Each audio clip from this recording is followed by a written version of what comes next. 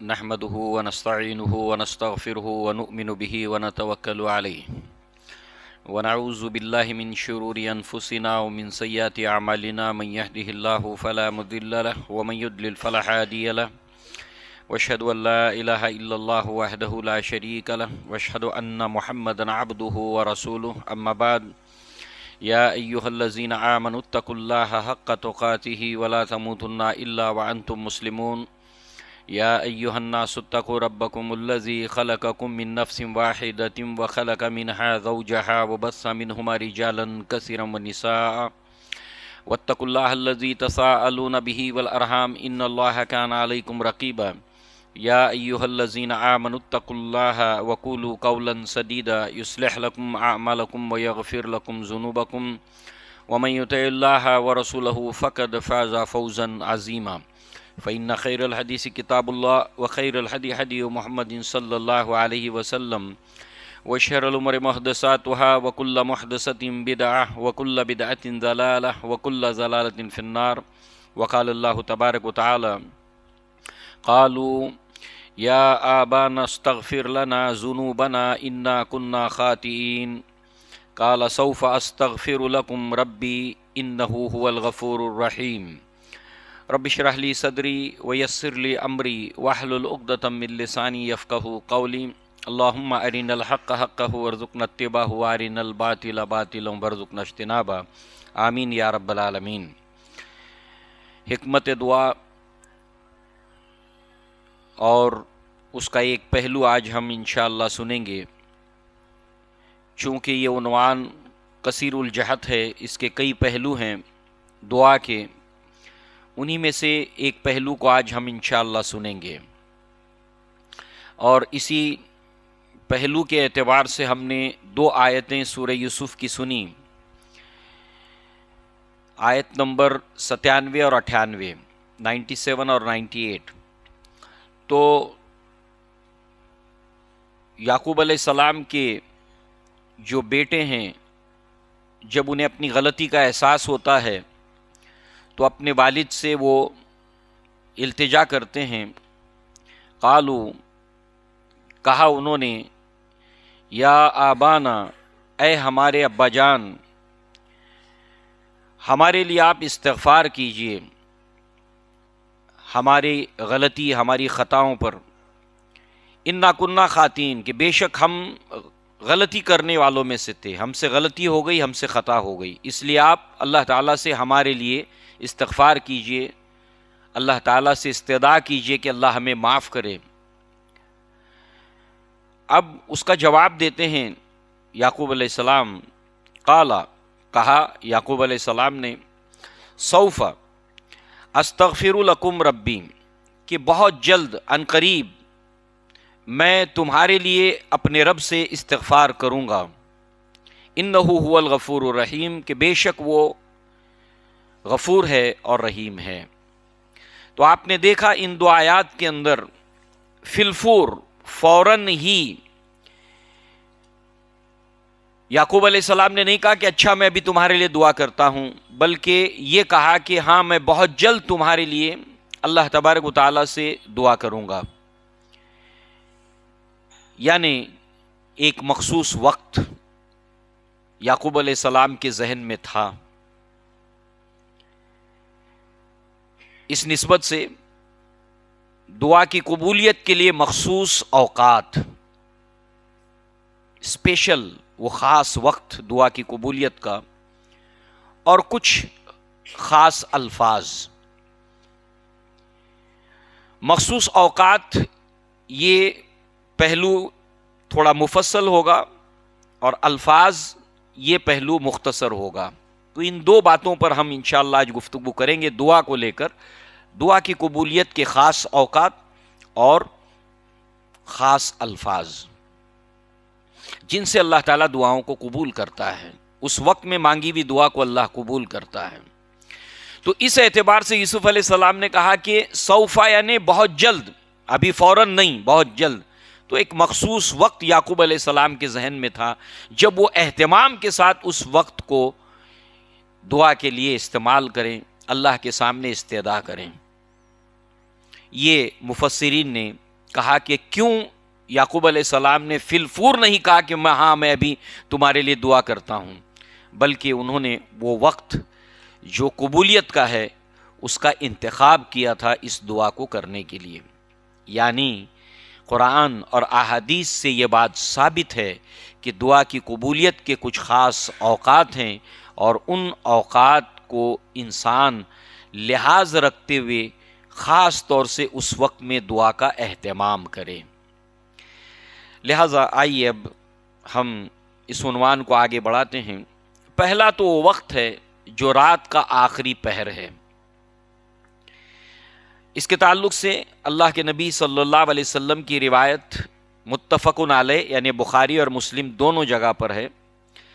ابی ہریرہ رضی اللہ عنہ قال رسول اللہ صلی اللہ علیہ وسلم ينزل ربنا تبارک و تعالی کل لیلۃ الی السماء الدنیا حین یبقى ثلث اللیل الآخر یقول من یدعونی فاستجب له من یسألونی فأوتیہ من یستغفرونی فاغفر له۔ اللہ کے نبی صلی اللہ علیہ وسلم نے فرمایا کہ ہمارا رب تبارک و تعالی ہر رات آسمان دنیا پر آتا ہے جب رات کا تیسرا پہر آخری پہر ہوتا ہے۔ رات کا تیسرا پہر اس وقت اللہ تعالیٰ یہ جو دنیا کا آسمان ہے آسمان دنیاوی پر آتا ہے اور کہتا ہے کوئی ہے مجھ سے دعا کرنے والا کہ میں اس کی دعا کو قبول کروں، کوئی ہے کہ مجھ سے سوال کرے اور میں اس کو عطا کروں، کوئی ہے کہ مجھ سے استغفار کرے، مجھ سے معافی مانگے اپنے گناہوں کی اور میں اس کو معاف کر دوں۔ یہ ہے وقت تہائی رات، تیسرا حصہ رات کا آخری وقت، فجر سے پہلے کا وقت۔ یہ بڑا ہی بابرکت وقت ہوتا ہے۔ اللہ تبارک و تعالیٰ نے دعا کی قبولیت کے لیے یہ وقت جو مخصوص کیے ہیں اوقات، ان میں سے یہ وقت ہے۔ باقی تو انسان کسی بھی وقت اللہ سے دعا مانگے، مگر کچھ خاص اوقات ہیں۔ یہ دنیا کے اندر بھی اصول لاگو ہوتا ہے، مگر دنیا کی باتیں ہم جلد سمجھتے ہیں۔ مثال کے طور پر ایک مفکر کا قول ہے وقت کو لے کر، اگر 20 سال تک تمہیں حسن و جمال نہیں ملتا اس کی فکر چھوڑ دو۔ ہر چیز کا وقت ہے۔ 30 سال تک بھی اگر تمہیں صحت نہیں ملتی اس کی فکر چھوڑ دو۔ 40 سال میں بھی اگر عقل پختہ نہیں ہوتی، عقل نہیں ملتی، اس کی فکر چھوڑ دو۔ 50 سال میں بھی دولت نہیں ملتی، اس کی فکر چھوڑ دو۔ معلوم ہوا کہ یہ ایک حقیقت کے اعتبار سے ایک اصول، استثناء دیگر بات ہے کہ کسی کے ساتھ کوئی اللہ کا خاص رحم ہو جائے، مگر بالعموم دنیا کے اندر تمام انسانوں کے ساتھ یہ اصول لاگو ہوتا ہے کہ ہر چیز کا ایک وقت ہے۔ قرآن نے بھی کہا کہ انسان کی عقل 40 سال میں پختہ ہوتی ہے۔ 40 سال میں بھی انسان نے اگر نصیحت نہیں لی، عقل نہیں پکڑی، تو اب تو وقت گزر گیا۔ تو معلوم ہوا کہ وقت کی بڑی اہمیت ہوتی ہے۔ ایسے ہی ہمارے دین کا معاملہ بھی ہے۔ تو دعا کی قبولیت کے لیے ویسے تو عام انسان جس بھی وقت میں دعا کرے، مگر بالخصوص جو ہے وہ دعا کا جو وقت ہے جو اللہ کے نبی نے بتایا، وہ ایک یہ خاص اوقات میں سے ایک وقت ہے، رات کا تیسرا پہر۔ اب اس کے تعلق سے کچھ اور باتیں بھی کہ اس کی کیا خاص بات ہے،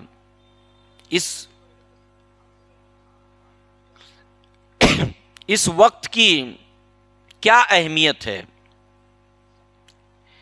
اس کے حوالے سے یہ فیروز بھائی آپ کا جو مائک چل رہا ہے اس کو بند کر دیں۔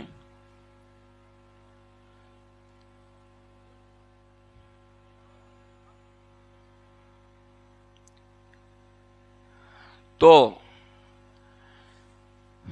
جو مخصوص اوقات اللہ تعالیٰ نے طے کیے ہیں اس کے اندر جو ہے وہ یہ وقت ہے. اب اس کی جو اہمیت ہے، اس کی جو امپورٹنس ہے، اس کو بھی اللہ تبارک و تعالیٰ نے بیان کیا سورہ مزمل کے اندر. کوئی فیروز بھائی کو فون کرے، ان کا مائک جو ہے وہ چل رہا ہے. کوئی فیروز بھائی کو فون کیجئے، ان کا مائک جو ہے وہ چل رہا ہے، بہت ڈسٹرب ہو رہا ہے.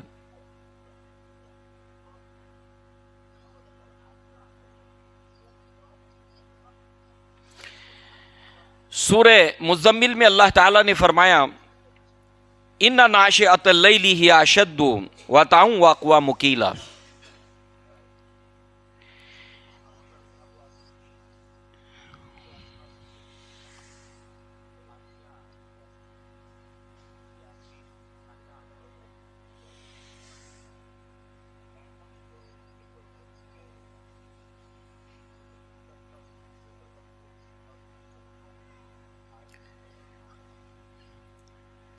کہ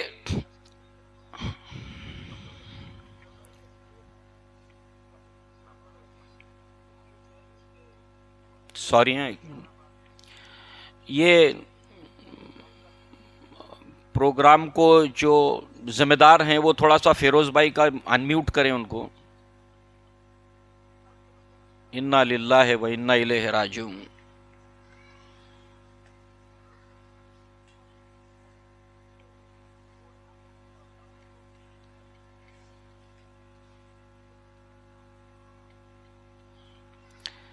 لہذا اللہ تعالیٰ نے فرمایا کہ سورہ مزمل کے اندر کہ رات کا جو اٹھنا ہوتا ہے، یعنی یہ تیسرا پہر اور رات کا وقت جو ہوتا ہے وہ دل جمعی کے لیے، توجہ کے لیے وہ بہت ہی اچھا ہوتا ہے، بہت ہی بہتر ہوتا ہے.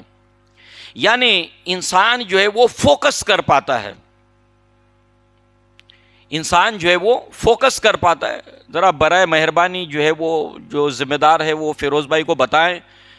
بہت شور ہو رہا ہے.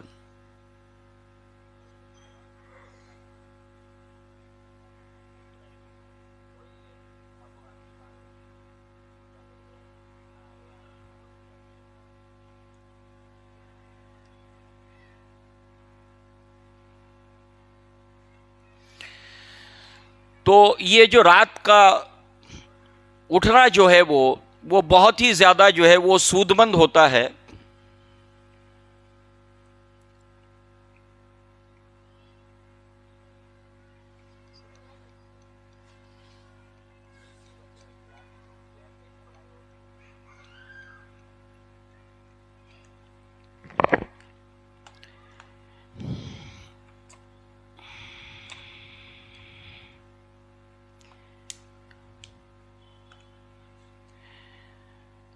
یہ جو رات کا اٹھنا ہوتا ہے یہ بہت ہی زیادہ سود مند ہوتا ہے. کیا فائدہ ہے اس کا؟ کہ دل جو ہے وہ پوری طریقے سے دل جمعی اس وقت ہوتی ہے.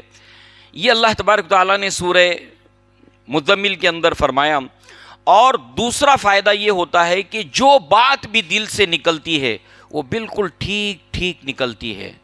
فوکس، کانسنٹریشن، اور جو بھی زبان پر الفاظ آتے ہیں وہ ٹھیک الفاظ آتے ہیں. یہ دو فائدے اللہ تبارک و تعالیٰ نے رات کے جو ہے وہ بتائے کہ رات کا قیام اللیل ہو، رات کی دعا ہو، اللہ تعالیٰ کی طرف سے توجہ اللہ کی طرف کرنا ہو، اللہ کا ذکر ہو، تو انسان کا دل جو ہے وہ اس وقت فوکسڈ ہوتا ہے. ایسا ماحول ہوتا ہے رات کے وقت میں. تو اس اعتبار سے دعا کے لیے یہ وقت جو ہے وہ بہت ہی سود مند ہوتا ہے، بہت زیادہ فائدہ مند ہوتا ہے. اسی طریقے سے اس کے بالمقابل دن کے اندر بھی ہم اللہ تعالیٰ سے دعائیں مانگتے ہیں، اللہ کا ذکر کرتے ہیں، نماز پڑھتے ہیں، مگر دن اور رات کا ذکر، دن کی دعا اور رات کی دعا، دن کے اندر اللہ کو یاد کرنا، رات کو اللہ کو یاد کرنا، اس کا جو فرق ہے اس کو بھی اللہ تعالیٰ نے اسی صورت کے اندر جو ہے وہ بتایا کہ اِنَّ نَاشِئَةَ اللَّيْلِ هِیَ أَشَدُّ. اس کے اندر اللہ تعالیٰ نے فرمایا اِنَّ لَکَ فِی النَّہَارِ سَبْحًا طَوِیلًا وَاذْکُرِ اسْمَ رَبِّکَ وَتَبَتَّلْ إِلَیْہِ تَبْتِیلًا. کہ بے شک دن میں آپ کو بہت کام ہوتا ہے، اب آدمی نماز پڑھ رہا ہے تو نماز کے بعد جو کام ہے وہ اس کو یاد آ رہا ہے، ذکر میں کر رہا ہے تو اب وہ جلدی میں ہے، یہ کام ہے وہ کام ہے۔ تو انسان کو دن کے وقت میں جو کام ہوتے ہیں، جو مصروفیات ہوتی ہیں، جس کی وجہ سے انسان کم فوکس کر پاتا ہے، اور دعا کی قبولیت کے لیے جو اللہ تبارک و تعالیٰ نے جو اس کی شرائط رکھی ہیں، ان میں سے یہ کہ توجہ کے ساتھ، انابت کے ساتھ میں اللہ تبارک و تعالیٰ سے دعا مانگی جائے، پورے دھیان کے ساتھ میں اللہ تبارک و تعالیٰ سے انسان دعا مانگے، بے دلی کے ساتھ، بے توجہی کے ساتھ جو دعا مانگی جاتی ہے کہ انسان کیا کہہ رہا ہے، اس کا ذہن کدھر ہے، توجہ نہیں ہے اس کی جس چیز کی طرف وہ اللہ تبارک و تعالیٰ سے مانگ رہا ہے، تو ایسی بے توجہی کے ساتھ مانگی ہوئی دعا کو اللہ تعالیٰ قبول نہیں کرتا ہے۔ تو ظاہر سی بات ہے کہ یہاں پر رات کا وقت توجہ کے لیے، فوکس کے لیے بہت اچھا ہوتا ہے، اور اس اعتبار سے یہ دعا کی قبولیت کے لیے جو ہے وہ مخصوص جو ہے وہ اللہ تبارک و تعالیٰ نے اپنے نبی کے ذریعے سے ہمیں بتایا کہ اللہ تعالیٰ پہلے آسمان پر آتا ہے، اور اللہ تعالیٰ خود جو ہے وہ کہتا ہے کہ ہے کوئی مانگنے والا کہ میں اس کی دعا کو قبول کروں، کوئی استغفار کرنے والا، توبہ کرنے والا کہ میں اس کی توبہ کو قبول کروں، مجھ سے کچھ سوال اپنی حاجت رکھنے والا کہ میں اس کی حاجت کو پورا کروں۔ تو اس طریقے سے اللہ تبارک تعالیٰ نے فرمایا کہ یہاں پر جو تبتل الیہ تبتیلا کی تفسیر جو علماء نے مفسرین نے کی، انقطاع اور علیحدگی، و تبتل الیہ تبتیلا، کہ لوگوں سے آپ کٹ کر، الگ ہو کر خاص اللہ تعالیٰ کی طرف توجہ کریں۔ تو صبح کے وقت میں انسان کا کسی سے کوئی تعلق ہوتا نہیں، گھر میں بھی لوگ ہیں تو سو رہے ہیں، کسی کو آپ کی اس وقت ضرورت نہیں ہے، آپ کو کسی کی اس وقت ضرورت نہیں ہے۔ تو اس اعتبار سے دن کے وقت میں انسان کو ایک دوسرے کی ضرورت پڑتی ہے، تو تعلق میں آتا ہے انسان انسانوں کے۔ تو یہ وقت ہوتا ہے کہ جب انسانوں سے ہم کٹ جاتے ہیں اور یکسوئی ہوتی ہے، اکیلا پن ہوتا ہے، تنہائی ہوتی ہے، تو اس کے نتیجے میں یہ سارے فوائد جو دعا کی قبولیت کے لیے شرائط ہیں وہ ہمیں آپ سے آپ مل جاتے ہیں، اپنے آپ مل جاتے ہیں، اس کے اوپر ایکسٹرا محنت کرنے کی ضرورت نہیں پڑتی ہے۔ تو لہٰذا یہ جو ہے وہ قبولیت کا وقت ہے جو اللہ کے نبی نے بتایا، اور اللہ تعالیٰ خود جو ہے وہ بندوں کے پاس آ کر ان سے پکار لگا کر کہتا ہے کہ کوئی مانگنے والا ہے تو میں اس کو عطا کروں۔ یہ ایک وقت ہے کہ اس وقت کا ہمیں لحاظ کرتے ہوئے، جب عمومی طور پر اگر ہماری عادت ہو تو الحمدللہ، مگر خاص طور سے زندگی میں کبھی کوئی تکلیف ہو، کوئی پریشانی ہو، کوئی مصیبت ہو، کوئی حاجت ہو جس سے ہم گزر رہے ہوں تکلیف سے، تو اس وقت خاص ہم اہتمام کریں، صبح میں اٹھیں اور پرسکون طریقے سے اپنی حاجت کو اللہ تبارک و تعالیٰ کے سامنے رکھیں، اللہ سے سوال کریں۔ اسی طریقے سے قرآن مجید میں اللہ تعالیٰ نے جا بجا اپنے نیک اور صالح بندوں کا ذکر کیا ہے، اپنے جنتی بندوں کا ذکر کیا ہے، اور ان کی صفات کا ذکر کرتے ہوئے اللہ تعالیٰ نے جو بیان کیا کہ ان کے پہلو، ان کی پیٹھ بستروں سے کم لگتی ہے، اور وہ رات کے پہروں کے اندر اللہ تبارک و تعالیٰ سے استغفار کرتے ہیں، اللہ سے دعا کرتے ہیں۔ یہ اللہ تعالیٰ کے نیک بندوں کا وصف ہے، اللہ تعالیٰ نے قرآن مجید کے اندر بیان کیا۔ تو یہ ہم جانتے ہیں، سنتے آئے ہیں، مگر اس کے فوائد کیا ہیں وہ ہم نے ابھی سنا کہ توجہ اس سے رہتی ہے، جو بات زبان سے نکلتی ہے ٹھیک ٹھیک نکلتی ہے، مائنڈ فریش ہوتا ہے، نیند ہونے کی وجہ سے ہم فریش ہوتے ہیں، اور دل بالکل جو ہے وہ تمام تفکرات سے، پریشانیوں سے خالی ہوتا ہے، اور دل سے جو بات نکلتی ہے اثر رکھتی ہے، پر نہیں طاقت پرواز مگر رکھتی ہے۔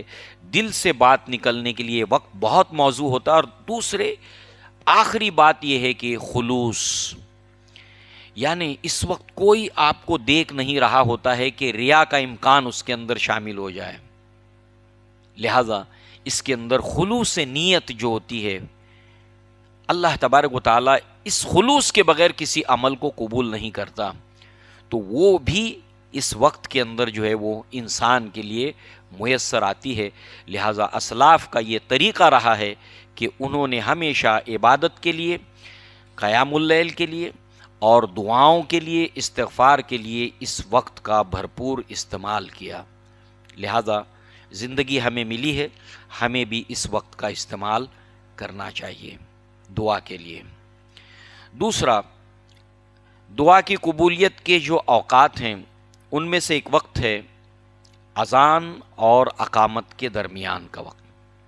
اذان ہو جاتی ہے اور اس کے بعد نماز جب کھڑی ہوتی ہے، اس کے بیچ کا جو وقفہ ہے یہ بھی دعا کی قبولیت کا وقت ہے۔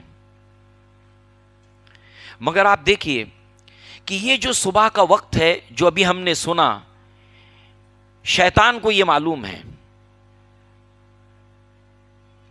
اس لیے جس کو رات بھر نیند نہیں آتی اس وقت میں برابر آ جاتی، کروٹیں بدلتا ہے، نیند نہیں آتی، مگر جب یہ وقت آتا ہے تو اس کو نیند آ جاتی ہے۔ اور نیند میں پوری رات میں وہ نیند جو آخری وقت کی ہے وہ بہت گہری ہوتی ہے اور اس میں بہت اسٹرینتھ ہوتی ہے۔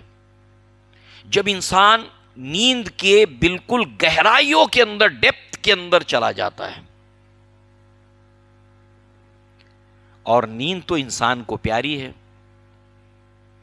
اس کو لے کر اچھے اچھے کردار کے لوگ، جس کے بارے میں لوگ کہتے ہیں کہ بڑا اچھا انسان ہے، اس کی کیا عادتیں ہیں، کیا اخلاق ہے، مگر وہ بھی انسان نیند کے معاملے میں فسڈی ثابت ہوتا ہے۔ اگر بیچ میں نیند کے اندر اس کو اٹھا دیا جائے کہ بھائی چلیے ایمرجنسی اسپتال جانا ہے، یہ معاملہ ہو گیا ہے، تو وہ بھی تھوڑا انکمفرٹیبل فیل کرتا ہے، دل میں تھوڑی سی بات آتی ہے۔ اور نیند کے اندر اگر کسی کو ڈسٹرب کیا جائے تو بہت سے لوگ غصہ ہو جاتے ہیں۔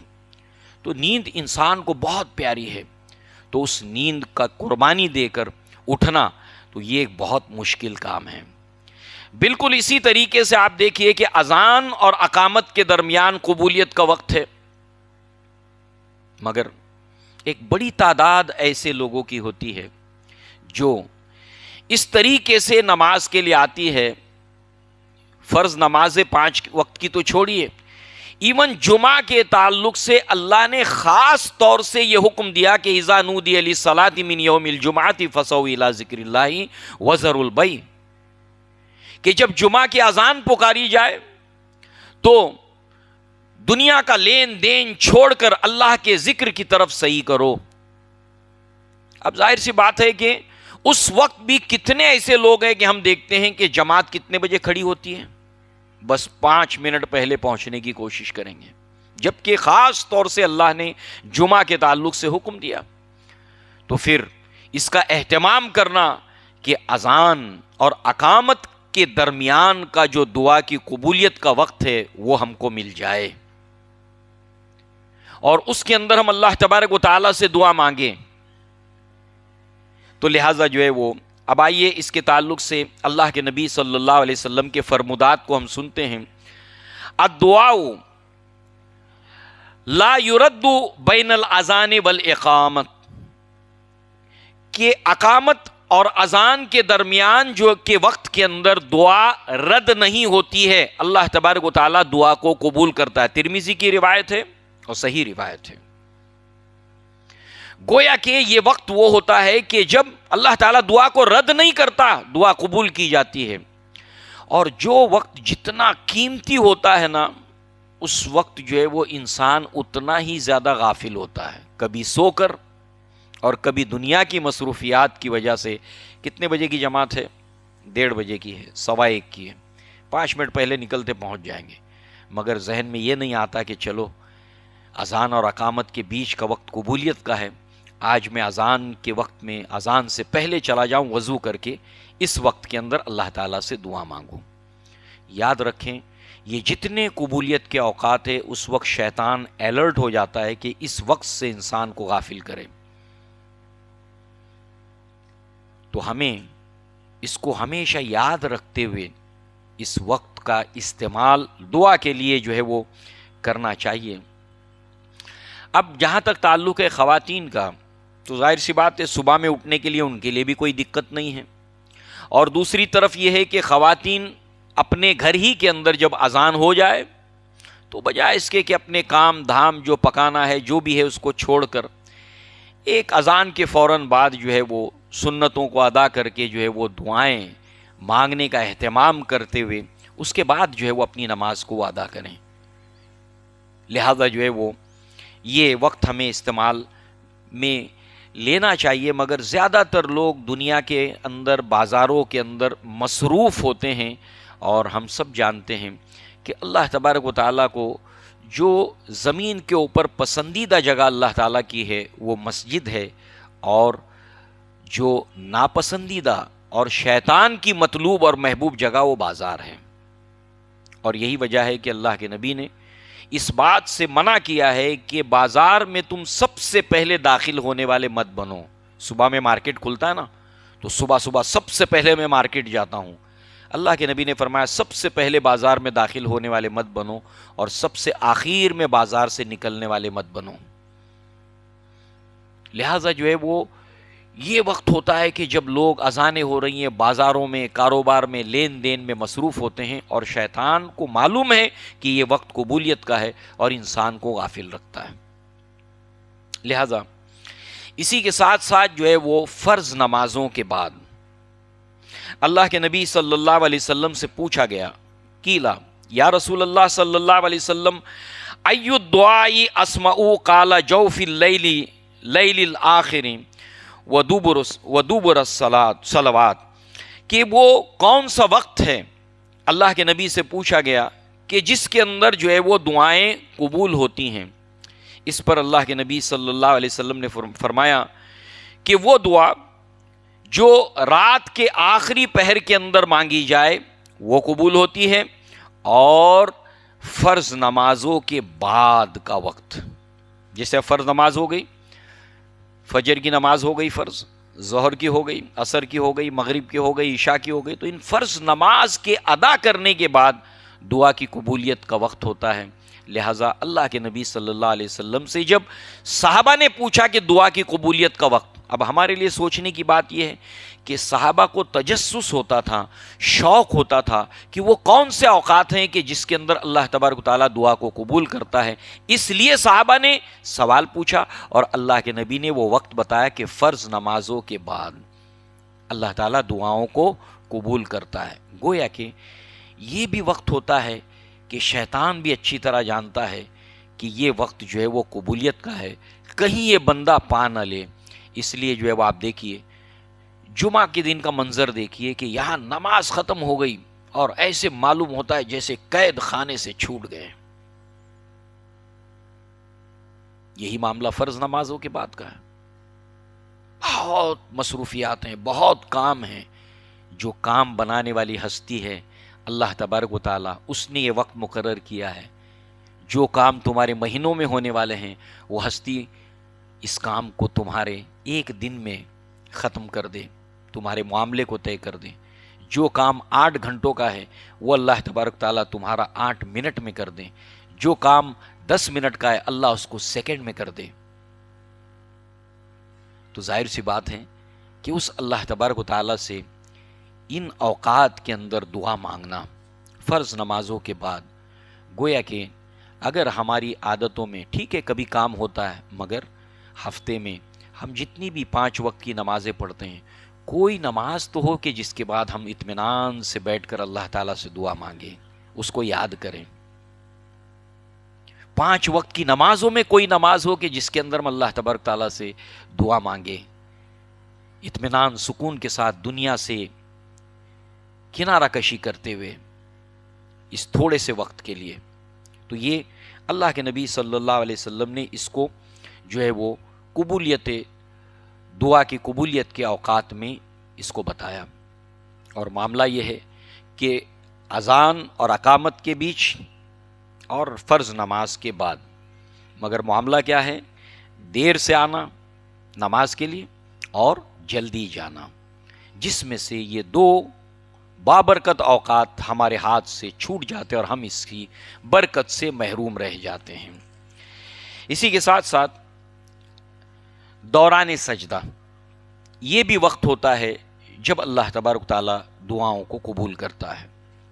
اللہ کے نبی صلی اللہ علیہ وسلم نے فرمایا अक़रबु मा यकूनुल अब्दु मिर रब्बिही व हुवा साजिदुन फ़क़्सिरुद दुआ, कि बंदा अल्लाह तबारक व तआला से बहुत करीब होता है जब वो सजदे की हालत में होता है, लिहाजा तुम सजदे की हालत में कसरत से दुआ मांगो। और इसमें एक एहतियात जो अल्लाह के नबी सल्लल्लाहु अलैहि वसल्लम ने बयान की कि सजदे की हालत में या रुकू की हालत में वो दुआएं कि जो कुरान मजीद का हिस्सा है, जैसे कुरान मजीद में दुआएं हैं ना, आदम अलैहिस्सलाम ने जो दुआ मांगी थी वो दुआ है, रब्बना ज़लमना अनफुसना व इल्लम तग़फिर लना व तरहमना लनकूनन्ना मिनल खासिरीन। यूनुस अलैहिस्सलाम की दुआ है, वो भी हम मांगते, ला इलाहा इल्ला अंता सुब्हानका इन्नी कुन्तु मिनज़ ज़ालिमीन।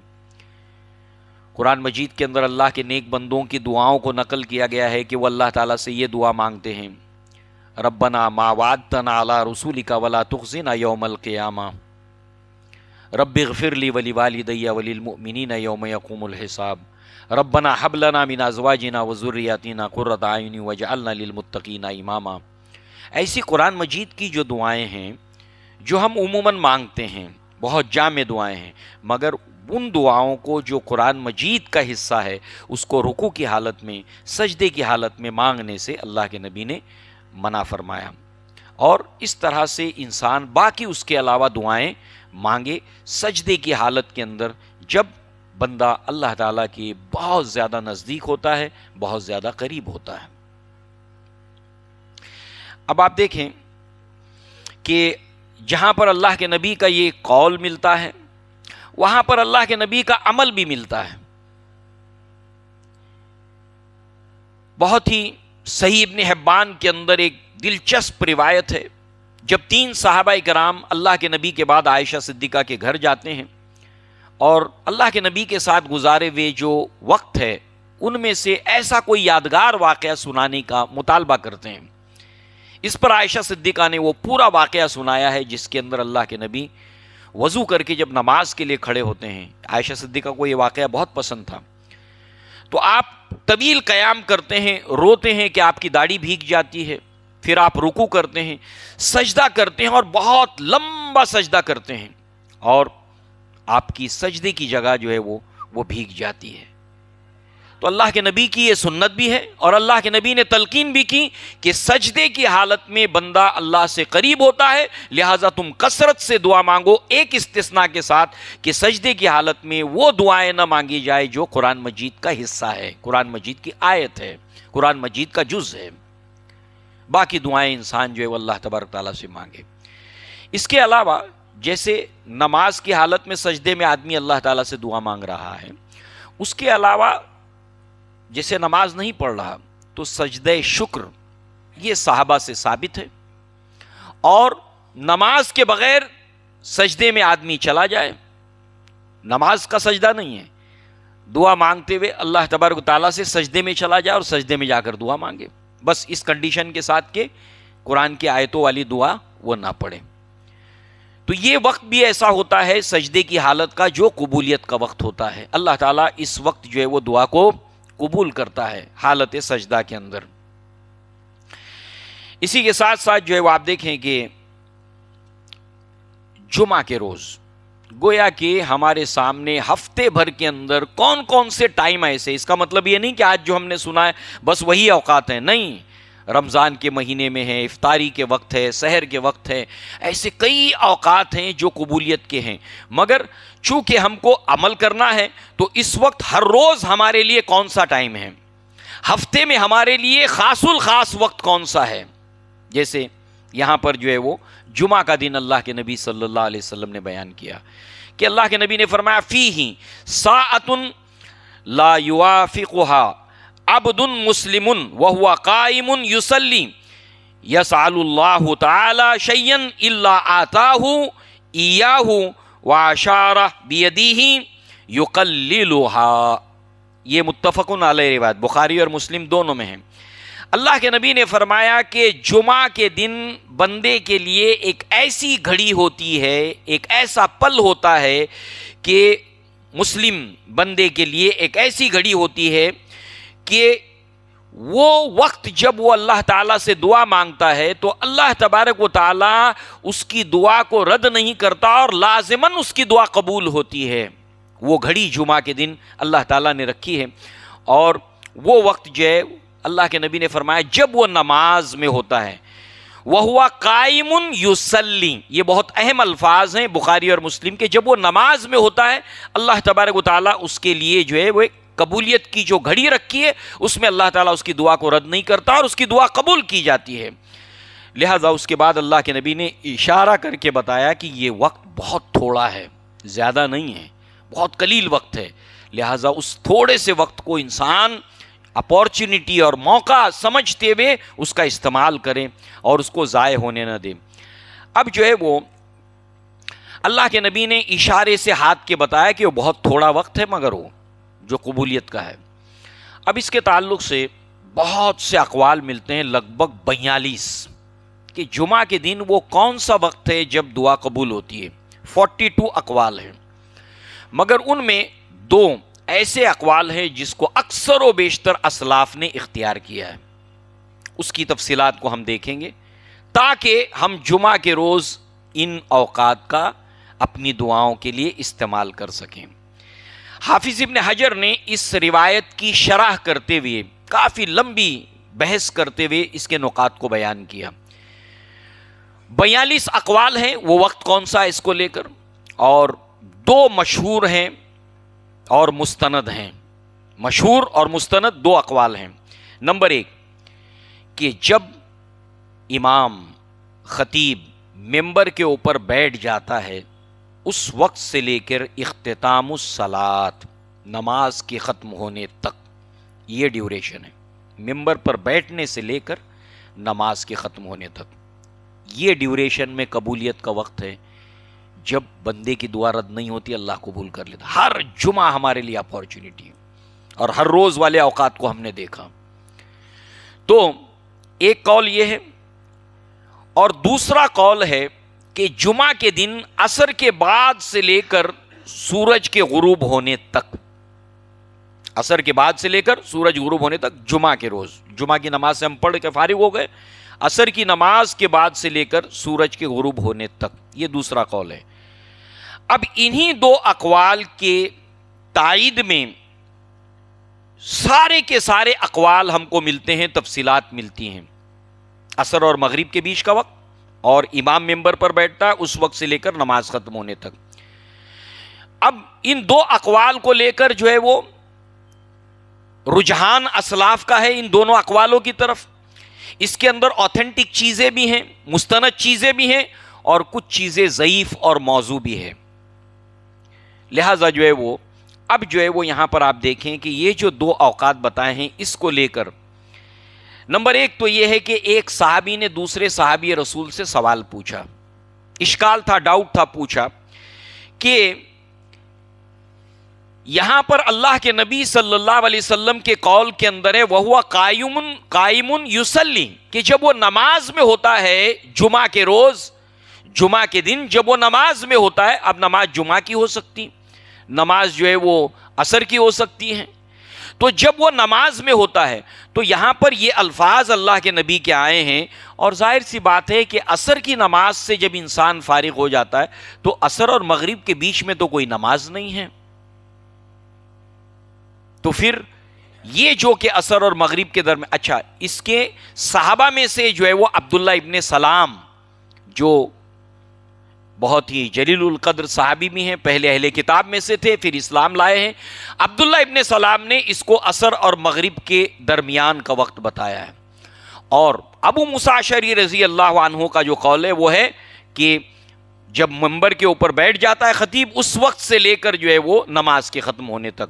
یہ 2 اقوال، مشہور قول عبداللہ ابن سلام والا عصر اور مغرب کے بیچ کا وقت، اور دوسرا جو ہے وہ جو حدیث سے مستند ثابت وہ ابو موسیٰ اشعری رضی اللہ عنہ کا قول. یہ 2 مشہور قول ہیں. لہٰذا جو ہے وہ زیادہ تر اسلاف ابو موسیٰ اشعری کے قول کی طرف گئے ہیں کہ امام کے منبر پر بیٹھنے سے لے کر نماز کے ختم ہونے تک قبولیت کا جو ہے وہ وقت ہے. باقی اس کے اندر جو لوگ گئے ہیں اس میں طبری رحمہ اللہ ہیں، اور امام بیہقی ہے، امام مسلم ہیں، انہوں نے کہا کہ ابو موسیٰ اشعری والا جو قول ہے وہی عمدہ ہے، ممبر کے اوپر بیٹھنے سے لے کر نماز کے ختم ہونے تک کا۔ دوسرا جو مشہور قول ہے جو عبداللہ ابن سلام سے ہے، اس کی طرف بھی بہت سے اسلاف گئے ہیں، اور جس کے اندر جو ہے وہ آپ دیکھیے کہ عبداللہ ابن سلام جو ہے وہ کہتے ہیں کہ اثبت، کہ یہ ثابت ہے فی حاضل باب، کہ یہ جو ہے وہ جو باب ہے، یہ وقت کی قبولیت کا عصر اور مغرب کے بیچ کا، یہ ثابت ہے، اور اس کے لیے حافظ ابن حجر نے بہت سے ایسے دلائل کو جمع کیا ہے، اور ان دونوں وقتوں کی طرف توجہ دلائی ہے اس روایت کو نقل کرنے کے بعد، کہ یہ دو وقت کا آدمی خاص خیال رکھے، عصر اور مغرب کے بعد کا بھی اور یہ بھی، کیونکہ یہ مشہور اور مستند قول یہ دو ہیں، باقی ساری باتیں جو بھی ہیں وہ غیر مستند ہیں۔ اب اس حوالے سے آپ دیکھیے کہ اس کے اوپر بحث کرتے ہوئے حافظ ابن حجر کہتے ہیں کہ جن لوگوں نے عصر اور مغرب کے بیچ کا وقت بتایا ہے، اس گھڑی کو بتایا ہے، ان کے دلائل یا ان کی بحث کو لاتے ہوئے جو پوائنٹس بتائے ہیں وہ یہ ہے کہ جس طریقے سے لیلۃ القدر کی رات میں عبادت کرنا، گویا کہ اللہ تبارک و تعالیٰ نے اس کو 1000 مہینوں سے افضل بتایا، اور اللہ کے نبی نے اس کو طاق راتوں میں تلاش کرنے کا حکم دیا، اور وہ 5 ہے، 5 راتوں میں انسان اس رات کو تلاش کرے اور اللہ کی عبادت کرے، اور اسپیسیفک نہ کرنا اس کی حکمت یہی ہے کہ انسان جو ہے وہ ان 5 راتوں کے اندر اس رات کو تلاش کرے۔ تو اسی طریقے سے اللہ کے نبی صلی اللہ علیہ وسلم نے جو یہ بیان کیا، تو اس کے اندر بھی انسان جو ہے وہ ان اوقات کے اندر بھی اس قبولیت کے وقت کو تلاش کرے اور اس کے اندر دعا مانگے۔ دوسری بات یہ ہے کہ عربی زبان کا ایک مقولہ ہے، لا یدرک کلہ ولا یترک کلہ، کہ اگر پوری چیز حاصل نہیں ہوتی تو پوری چیز چھوڑ بھی نہیں دینی چاہیے۔ عصر اور مغرب کے درمیان کے وقت کی فضیلت اپنی جگہ پر دوسرے مقام پر ثابت ہے۔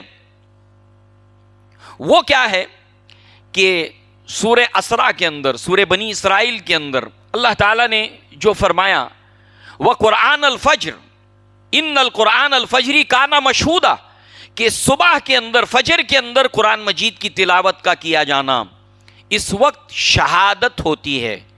اس کی تفسیر کیا ہے؟ اس کی تفسیر یہ ہے کہ اللہ تبارک و تعالیٰ نے ہم سب کے ساتھ میں فرشتوں کو مقرر کیا۔ اس وقت ہمارے ساتھ ہر ایک کے ساتھ 2 فرشتے ہیں۔ یہ کب سے آئے ہیں؟ عصر کی نماز سے ان کی ڈیوٹی لگی ہے، آپ کے ساتھ 2، آپ کے ساتھ 2، میرے ساتھ 2، سب کے ساتھ 2 ہیں۔ عصر کے بعد ان کی ڈیوٹی لگی ہے، اور ان کی ڈیوٹی فجر تک رہے گی، اور فجر کے وقت میں 2 فرشتے اور آتے ہیں۔ اب اس طریقے سے یہاں پر مشہودہ یعنی وہ فرشتے جو ابھی ڈیوٹی دے رہے ہیں یہ فجر تک رہیں گے، اور فجر کے وقت میں جو 2 فرشتے آئیں گے وہ عصر تک رہیں گے، اور اس وقت میں فجر کے وقت میں اور عصر کے وقت میں ان دونوں 2 فرشتوں کی جو ہے وہ گواہی اکٹھے ہو جاتے ہیں، یہ 4 فرشتے فجر کے وقت اور عصر کے وقت۔ اور جو فجر کے وقت کے فرشتے اللہ کے پاس جاتے ہیں تو اللہ کو سب کچھ معلوم ہے، اللہ تعالیٰ پوچھتا ہے کہ تم نے میرے بندوں کو میرے بندے کو کس حال میں چھوڑا، میری بندی کو کس حال میں چھوڑا، تو اس وقت وہ فرشتے گواہی دیتے ہیں کہ تیرا بندہ تیری بندی قرآن کی تلاوت کرتی تھی، تیرا بندہ تیری بندی تجھ سے دعائیں مانگتی تھی، تیرا ذکر کرتی تھی۔ گویا کہ اللہ کے حضور میں وہ شہادت پیش کرتے ہیں جو ہم فجر کے بعد عبادت کرتے ہیں، ذکر و اذکار کرتے ہیں، دعائیں مانگتے ہیں، اور عصر کے بعد کا وقت بھی عین یہی ہوتا ہے۔ اور اس حوالے سے اسلاف سے عصر اور مغرب کے بیچ کے اندر جو ہے وہ اللہ کا ذکر، اللہ کی عبادت، قرآن کی تلاوت اور سکوت یہ ثابت ہے۔ اور اس اعتبار سے جو ہے وہ یہاں پر عبداللہ ابن سلام کا جو قول ہے کہ عصر اور مغرب کے درمیان کا بھی وہ وقت ہے، تو گویا کہ اس کی جو فضیلت ہے اس وقت کی وہ تو ہمیں ملے گی ہی، اگر یہ وقت جو ہے وہ دعا کی قبولیت کا نبی کے فرمان کے مطابق ہے تو وہ بھی مل جائے گا، ورنہ ہم فائدے سے تو بہرحال خالی نہیں رہیں گے۔ تو اس طریقے سے ہمیں ان کا اہتمام جو ہے وہ کرنا چاہیے۔ اس کے علاوہ اور بہت سے اوقات ہیں، اس وقت بھی دعا قبول ہوتی ہے جب بارش کا نزول ہوتا ہے، جب بارش برستی ہے اس وقت بھی دعا قبول ہوتی ہے، جب بارش برس رہی ہو اس وقت بھی انسان کو دعا کرنی چاہیے۔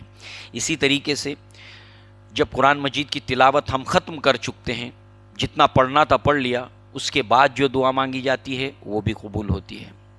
اسی طریقے سے قبولیت دعا کے وقت کے اوقات میں سے جب مرغ کی آواز کو سنیں وہ وقت بھی قبولیت کا ہوتا ہے۔ اسی طریقے سے جب میت کی آنکھیں بند کی جاتی ہیں وہ وقت بھی قبولیت کا ہوتا ہے۔ ہم میں سے بہت سے لوگوں کا یہ تجربہ نہیں ہوتا، مگر ہمیں زندگی کے اندر جب کبھی ایسا موقع مل جائے کہ کسی کی موت ہو گئی ہے اور آنکھیں کھلی ہیں تو اس کی آنکھیں بند کر دینی چاہیے، اور وہ وقت ہوتا ہے دعا کی قبولیت کا۔ اس کے تعلق سے ام سلمہ رضی اللہ عنہا فرماتی ہیں کہ میرے شوہر ابو سلمہ کا انتقال ہو گیا تو اللہ کے نبی صلی اللہ علیہ وسلم تشریف لائے، آپ نے ابو سلمہ کی آنکھیں کھلی تھیں بند کیں، اور اس کے بعد اللہ کے نبی نے فرمایا کہ جب بندے کی روح کو نکالا جاتا ہے تو نگاہیں اور آنکھیں اس کا پیچھا کرتی ہے، اور اس وجہ سے انسان کی آنکھیں ایسی کھلی رہتی ہیں۔ لہٰذا جیسے ہی اللہ کے نبی نے یہ کہا کہ گھر والوں کی چیخیں نکل گئیں، جب اللہ کے نبی نے فرمایا تو ابو سلمہ کے رشتہ دار جو ہے وہ ان کی چیخیں نکل گئی، تو اللہ کے نبی صلی اللہ علیہ وسلم نے فرمایا لا تدعوا علی انفسکم الا بخیر فإن الملائکۃ یؤمنون علی ما تقولون۔ مسلم شریف کی روایت ہے کتاب الجنائز کے اندر۔ اللہ کے نبی نے فرمایا کہ دیکھو یہ قبولیت کا وقت ہوتا ہے جب میت کی آنکھیں بند کی جاتی ہے، اس وقت جو بھی دعا مانگی جاتی ہے تو لہٰذا تم اس وقت خیر کی دعا مانگنا، کیونکہ سچویشن ایسی نہیں ہوتی کہ آدمی کچھ خیر، بلکہ کوئی برے الفاظ بھی زبان سے نکل سکتے ہیں، لہٰذا تم اس وقت جو بھی دعا مانگنا خیر کی دعا مانگنا، اس لیے کہ جب تم دعا مانگتے ہو تو اس وقت ملائکہ تمہاری دعا کے اوپر آمین کہتے ہیں۔ تو لہٰذا جو ہے وہ یہ تمام کے تمام جو مواقع ہوتے ہیں، بالخصوص جب کسی کی موت ہو جاتی ہے تو ہمیں چاہیے کہ ہم اس کے اندر ہماری شرکت اس طریقے سے ہو کہ ہم میت کو نہلانے والے بھی ہوں، اس کو کفنانے والے بھی ہوں، اس کو دفنانے والے بھی ہوں۔ یہ بڑی سعادت کا اور تزکیہ نفس کا کام ہے، اس سے انسان کا نفس کا جو ہے وہ تزکیہ ہوتا ہے۔ اس میں بڑی برکتیں ہیں۔ جب آپ میت کو نہلا رہے ہوتے ہیں اور کوئی میت کو لے کر عیب کی چیز آپ کو دکھائی دے، آپ نے ساری زندگی دیکھا باڈی کو، ان کے دیکھا نہیں جو آدمی مر گیا تھا، مگر نہلاتے ہوئے کوئی جسم کا عیب آپ کو دکھائی دیا، تو جب ہم اس کو چھپاتے ہیں، لوگوں سے اس کا ذکر نہیں کرتے، اپنے من میں رکھتے ہیں، اسی حالت میں ہماری موت آتی ہے، تو آپ اللہ کے نبی نے فرمایا کہ جس طرح اس نے اس کے اوپر راز رکھا ہے، اللہ تبارک و تعالیٰ بھی قیامت کے دن اس کے گناہوں کے اوپر اللہ پردہ ڈالے گا۔ اب سوچیے ہم اگر زندگی میں کئی میتیں ہم نے نہلائی اور کوئی چیز آ گئی اور ہم نے اس کو صرف اپنے من میں رکھا، ہمارے کتنے ایسے گناہ ہیں جو اللہ تعالیٰ قیامت کے دن اس کی پردہ پوشی فرمائے گا۔ مگر آپ دیکھیے کہ مسلمان ان تمام کاموں کی طرف دلچسپی یا کبھی توجہ نہیں دیتا، کبھی اس کو سنجیدگی سے نہیں لیتا کہ یہ کام ہم کو کرنا چاہیے، یہ کام ہم کو سیکھنا چاہیے، جہاں کہیں میت ہو ہمیں میت کو نہلانا چاہیے۔ یہ بڑے ثواب کا کام ہے اور اس میں کئی فضیلتیں ہیں اس کام کے اندر جس سے ہم محروم رہ جاتے ہیں۔ ان میں سے ایک کہ جب آنکھیں بند کرتے ہوئے یہ قبولیت کا وقت ہوتا ہے، یہ اللہ کے نبی صلی اللہ علیہ وسلم نے بیان کیا۔ تو قبولیت کے اوقات کو لے کر جو ہے وہ کچھ باتیں ہم نے سنی۔ اب تھوڑے کچھ کلمات ہیں کہ اگر ان کے ریفرنس کے ذریعے سے دعا مانگی جائے تو اللہ تعالیٰ قبول کرتا ہے، اور ایسے دو کلمات آج ہم سنیں گے جو ہم میں سے اکثر و بیشتر لوگوں کو یاد ہے، کیونکہ کچھ ایسی چیزیں ہوتی ہیں کہ ہم کو یاد نہیں ہوتی کہ ان کے حوالے سے اللہ دعا قبول کرتا ہے، مگر آج جو 2 کلمات ہم سننے والے ہیں یہ ہم میں سے اکثر و بیشتر لوگوں کو یاد ہوگا۔ ایک اس کے اندر راوی دو ہیں، انس بن مالک رضی اللہ عنہ اور ربیعہ بن عامر رضی اللہ عنہ. یہ فرماتے ہیں، اور احمد، نسائی، حاکم، ترمذی سب میں یہ روایتیں ہیں. البانی رحمہ اللہ نے اس کو صحیح قرار دیا ہے. اللہ کے نبی صلی اللہ علیہ وسلم نے فرمایا، علیزو بیا ذل جلال والاکرام، کہ تم اپنی دعا کے اندر ذل جلال والاکرام، ذل جلال والاکرام اس کو لازم پکڑو. دعا جب بھی مانگو تو یہ الفاظ کو تم لازم پکڑو کہ اللہ تبارک و تعالی جو ہے وہ ان کلمات کے ساتھ میں دعا کو قبول کرتا ہے. اے اللہ تبارک و تعالی میرا قرض اتار دے، یا ذل جلال والاکرام، یا ذل جلال والاکرام میرے والدین کی جو ہے خدمت کی مجھے توفیق عطا فرما، میں اپنے والدین کی خدمت کر سکوں، یا ذل جلال والاکرام. یہ الفاظ لازم پکڑو اپنی دعا کے اندر کہ اللہ تبارک تعالیٰ ان الفاظ کے ذریعے سے دعا قبول کرتا ہے. بتائیے یہ کتنے لوگوں کو ایسے ہے کوئی کہ جس کو یاد نہیں ہو؟ سب کو یاد ہے. تو ہمیں ان الفاظ کو اپنی دعاؤں کے اندر لازم پکڑنا چاہیے، ذل جلال والاکرام. اسی طریقے سے سعد رضی اللہ عنہ کہتے ہیں کہ یہ مچھلی والے کی جو دعا ہے، یعنی یونس علیہ السلام، جب انہوں نے مچھلی کے پیٹ کے اندر یہ دعا مانگی تھی، ان کو جاننے والا سوائے اللہ کے اور کوئی نہیں تھا کہ وہ مچھلی کے پیٹ میں ہے، تو انہوں نے مچھلی کے پیٹ میں یہ دعا مانگی تھی. اور وہ دعا کیا ہے؟ لا الہ الا انت سبحانک انی کنت من الظالمین. لہذا فإنه لم يدعو بها رجل مسلم في شيء قط إلا استجاب الله له، کہ ان کلمات کے ذریعے سے جو مچھلی والے نے کلمات کہے تھے، جو بھی مسلمان آدمی اس کے ذریعے سے دعا مانگتا ہے اور جب بھی اس سے دعا مانگتا ہے، اللہ تبارک و تعالیٰ اس کی دعا کو قبول کرتا ہے ان کلمات کے ساتھ. اور میں سمجھتا ہوں کہ اکثر و بیشتر مسلمانوں کو یہ بھی الفاظ یاد ہیں، لا الہ الا انت سبحانک انی کنت من الظالمین. یہ کلمات اتنے زیادہ مؤثر ہیں دعا کی قبولیت کے معاملے میں، گناہوں کے دھل جانے کے معاملے میں، اتنے پاورفل یہ الفاظ ہیں کہ علامہ ابن تیمیہ رحمہ اللہ نے اس آیت کے اوپر، صرف ان الفاظ کے اوپر جو ہے وہ مستقل ایک کتاب لکھی، جس کے ترجمے والی کتاب کے اندر 223 صفحات ہیں صرف اس کے اوپر. لا الہ الا انت سبحانک انی کنت، 223 صفحات کے اوپر مشتمل کتاب کا ترجمہ ہے. کیا ہوگا آپ سوچئے ان کلمات کے اندر. اور پھر اس کے اندر 8 ابواب قائم کیے ہوئے، صرف اس ایک آیت یونس علیہ السلام کی اس دعا کو لے کر 8 ابواب قائم کیے ہیں. اور اس کے اندر مستقل ایک باب قائم کیا کہ کیا وجہ ہے کہ ان کلمات سے اللہ تعالیٰ دعا قبول کرتا ہے، اس کی ریزنز کیا ہیں، اس کی حکمتیں کیا ہیں کہ ان کے ذریعے سے اللہ تعالیٰ دعا کو قبول کرتا ہے. اس میں سے 4 وجوہات بتائیں کہ دعا قبول جب ہوتی ہے تو اس میں اگر یہ 4 چیزیں ہوں تو دعا قبول ہوتی ہے. اس میں یہ ہے اللہ تعالیٰ کی الوہیت کا اقرار کرے انسان سچے دل سے، وہ اس میں ہے لا الہ، وہ الفاظ اس میں ہیں. اور پھر علامہ ابن تیمیہ نے جگہ جگہ پر اور بھی مقامات پر بتایا کہ ربوبیت اور الوہیت کا فرق بتایا ہے. ربوبیت کو کفاران قریش بھی مانتے تھے کہ آسمان سے بارش کون برساتا ہے؟ وہ کہتے تھے اللہ. من خلق السماوات والارض، آسمانوں اور زمین کو کس نے تخلیق کیا؟ یہ کہیں گے لیقولون اللہ، اللہ نے کیا. روزی کون دیتا ہے؟ اللہ تعالیٰ دیتا ہے. وہ اللہ تبارک و تعالیٰ کو ربوبیت کے تعلق سے وہ بھی مانتے تھے، مگر اللہ تبارک و تعالیٰ کی الوہیت کا انکار کرتے تھے اور اس کے ساتھ میں شریک ٹھہراتے تھے. لات، عزا، منات اور حبل کو شریک ٹھہراتے تھے. گویا کہ اللہ تعالیٰ کی الوہیت کا اقرار کرنا اپنے صدق دل کے ساتھ، پوری سوچ کی پاکیزگی کے ساتھ کہ اللہ تبارک و تعالیٰ کی الوہیت کا اقرار اس کے اندر ہے، جو دعا کی قبولیت کے لیے جو ہے وہ اس کے ذریعے سے دعا جلد قبول ہوتی ہے.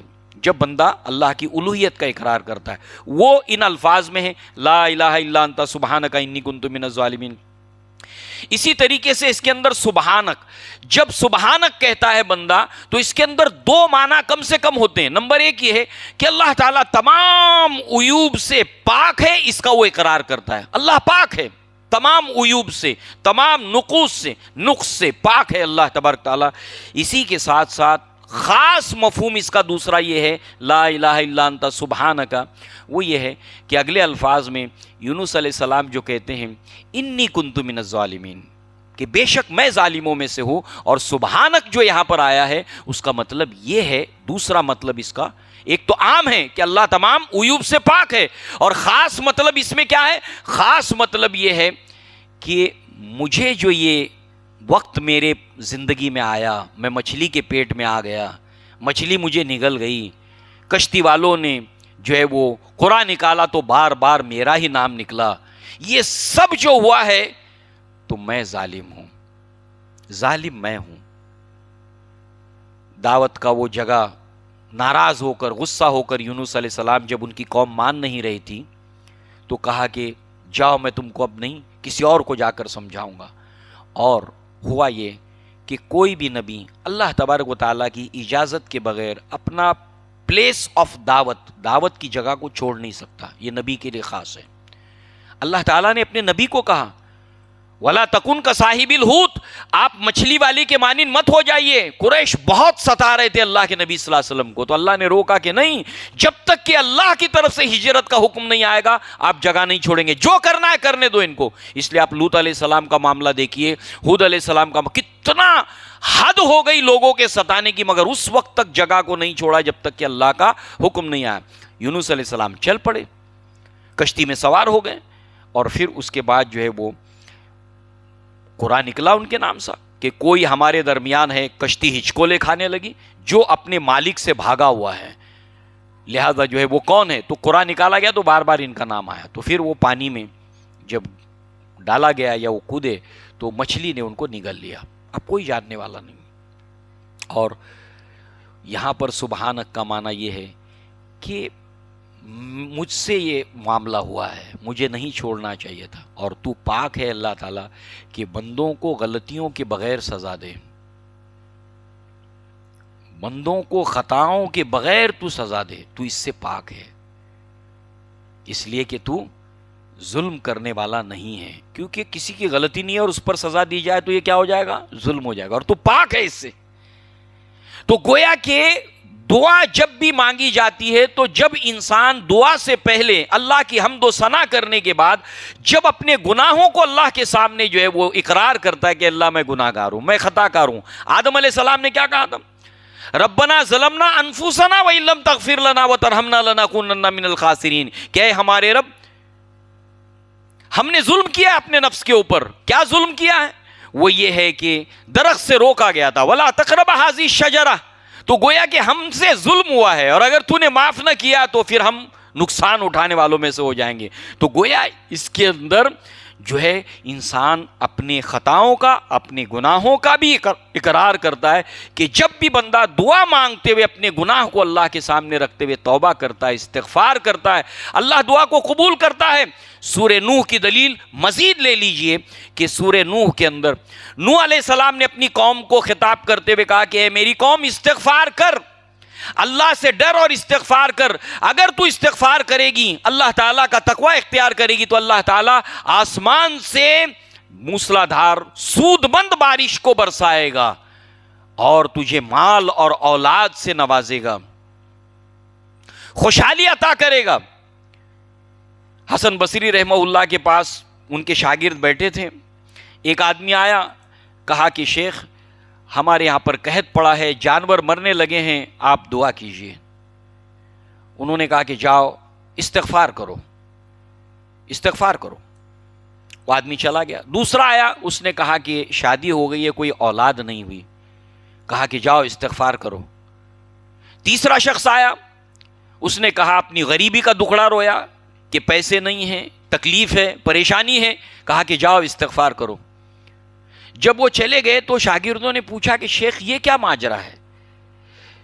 جہاں قحط پڑا ہے تو آپ نے ان کو بھی وہی طریقہ بتایا، وہی نسخہ بتایا، جس کو اولاد نہیں ہے اس کو بھی وہی نسخہ بتایا، جو غربت کا دکھڑا رو رہا تھا اس کو بھی آپ نے وہی نسخہ بتایا. کہا کہ میں نے وہی کہا جو اللہ تعالیٰ نے قرآن مجید کے اندر سورہ نوح کے اندر فرمایا کہ نوح علیہ السلام نے اپنی قوم کو پکار کر کہا کہ اے میری قوم استغفار کر، اللہ آسمان سے بارش برسائے گا، قحط دور ہو جائے گا، اولاد اور مال سے تجھے نوازے گا.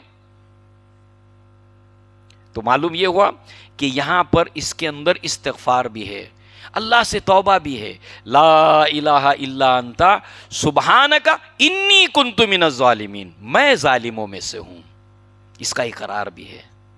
تو گویا کہ دعا کی قبولیت کے لیے مزید اس کی وضاحت کے لیے علامہ ابن تیمیہ رحمہ اللہ نے سید الاستغفار کا حوالہ دیا کہ استغفار میں کتنی طاقت ہوتی ہے، کہ اس کے اندر وہ طاقت موجود ہے اس کلمات کے اندر کہ اللہ دعا قبول کرتا ہے. اور اس کے دلیل کے طور پر سید الاستغفار کو لا کر کہتے ہیں کہ جو انسان صدق دل سے سید الاستغفار صبح میں پڑھتا ہے، شام تک اگر اس کو موت آ جائے تو وہ جنتی ہے. شام میں پڑھ لے، صبح تک موت آ جائے وہ جنتی ہے. اس کے الفاظ کیا ہیں؟ اللہم انت ربی لا الہ الا انت خلقتنی وانا عبدک وانا علی عہدک ووعدک ما استطعت اللہم انی اعوذ بک من شر ما صنعت ابو لک بنعمتک علی وابو بذنبی فاغفر لی فانہ لا یغفر الذنوب الا انت.